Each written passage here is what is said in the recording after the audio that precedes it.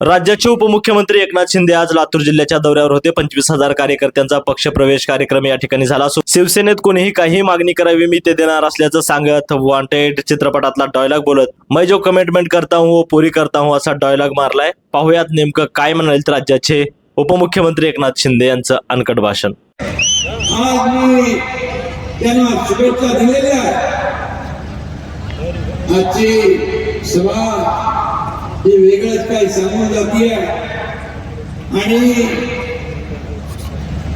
विनायकराव पाटील यांच्या नावात विनायक आजपासून ते आपल्या राजकारण आणि समाजकारणाचा नव्याने श्री गणेशा करताय.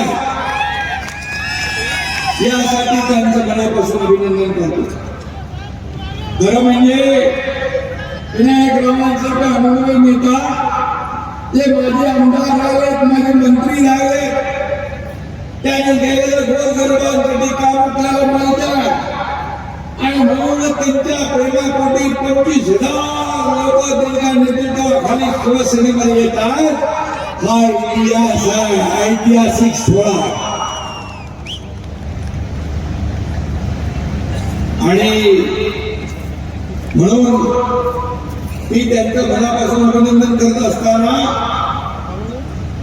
या ठिकाणी त्यांनी मगाशी सांगितलं, या ठिकाणी विकास आणि जो अजेंडा आहे आपला विकासाचा अजेंडा घेऊन आपण पुढे चालतोय आणि अशा या प्रवेशामुळे महाराष्ट्राच्या विकासाचं राजकारण मोठं आहे हे आता सगळ्यांना समजलंय. मगाशी शंकर अड्डांनी पण सांगितलं, विनायकरावांनी पण सांगितलं आणि मी आपल्याला विनायकराव सांगतो, एकनाथ शिंदे दिलेला शब्द पाळणार आहे. एक बार अगर मैंने कमिटमेंट कर दी तो फिर मैं खुद की भी नहीं सुनता. अरे राजकारण समाजकारणात शब्दाला फार महत्व आहे. बाळासाहेब सांगायचे, दिघे साहेब सांगायचे, शब्द देताना 10 वेळा नाही 100 वेळा विचार करा, पण एकदा शब्द दिला की माघार नाही.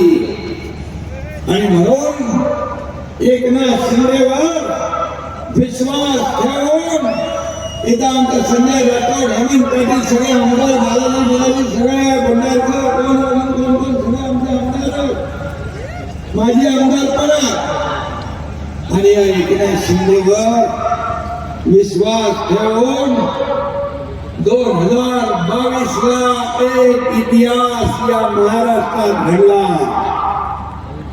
सर्वसामान्य लोकांच्या मनाचं सरकार, माझ्या माता भगिनींच्या मनाचं सरकार, माझ्या शेतकऱ्यांच्या मनाचं सरकार या महाराष्ट्रामध्ये 2022ला आणला.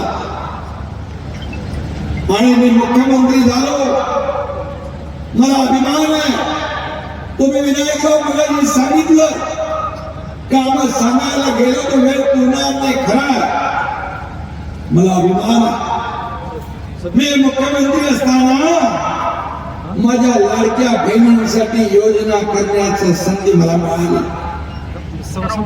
मी देखील गरिबी पाहिली आहे, माझ्या आईची पत्नीची काटकसर पाहिली आहे, त्यांच्या डोळ्यातली तकलीफ पाहिली आहे. आणि मी जेव्हा मुख्यमंत्री झालो तेव्हा माझे मुख्यमंत्री माझी लाडकी बहीण योजनेचा जन्म झाला. मला आनंद आहे. आज अनेक माझ्या लाडक्या बहिणी एकत्र येऊन क्रेडिट सोसायट्या, बचत गट करून छोटा मोठा व्यवसाय व्यापार करू लागल्या. आणि मला याचा आनंद आहे की त्यावेळेस अनेक लोकांनी खोडा घालण्याचा प्रयत्न केला, विरोध केला, कोर्टात गेले, परंतु तुमचा भाऊ एकदम मजबूतीने उभा होता आणि लाडकी बहीण योजना आम्ही सुरू केली. मी हेही सांगू इच्छितो, कोणी माईकाला लावला तरी लाडकी बहीण योजना कधीही बंद होणार नाही.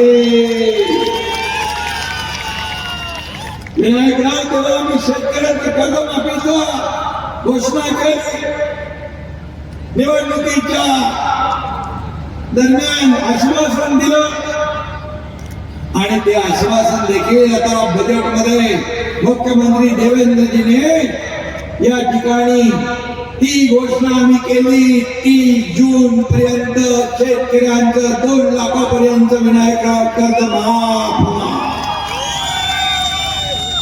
विमा योजना आपण जे काही मुद्दे इथे मांडलेले आहेत त्या मुद्द्यांचा जरूर विचार केला जाईल आणि या भागातील शेतकऱ्यांना देखील त्याचा फायदा झाला पाहिजे हे देखील आम्ही पाहू. शेतकरी कर्जमाफी असेल, विमा योजना, पीक विमा योजना, छोटे सिंचन प्रकल्प आणि त्याचबरोबर MIDCची घोषणा केली आहे. मी उदय सामंत यांना आपल्या उद्योग मंत्र्यांना सांगतो MIDC तात्काळ प्रक्रिया सुरू करा. या भागातल्या लोकांना रोजगार व्यवसाय मिळाला पाहिजे. आम्ही शब्द दिला की पाळतो. विनायक हम जुबान और जमीन के पक्के हैं. लोगों की तरह हालात देखकर रंग नहीं बदलते आणि म्हणून चिंता करू नका. तुम्ही आता तुमच्या पाठीशी एकनाथ शिंदे आहे. या शिवसेनेमध्ये तुम्हाला काही कमी पडणार नाही आणि तुमच्या पाठीशी खंबीर मी उभा आहे. त्यामुळे आपण सरकारमध्ये आहोत. अधिकारी असतील, कोणी असतील, या सर्वांनी लक्षात ठेवावं. विनायकराव जे काम करतात ते जनतेसाठी करतात. त्यांची कामं कुठेही अडता कामा नये, थांबता कामा नये. नाहीतर एकनाथ शिंदे आहेत.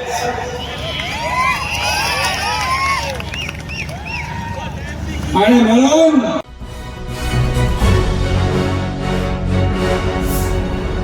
Thanks for watching Ekmat Digital.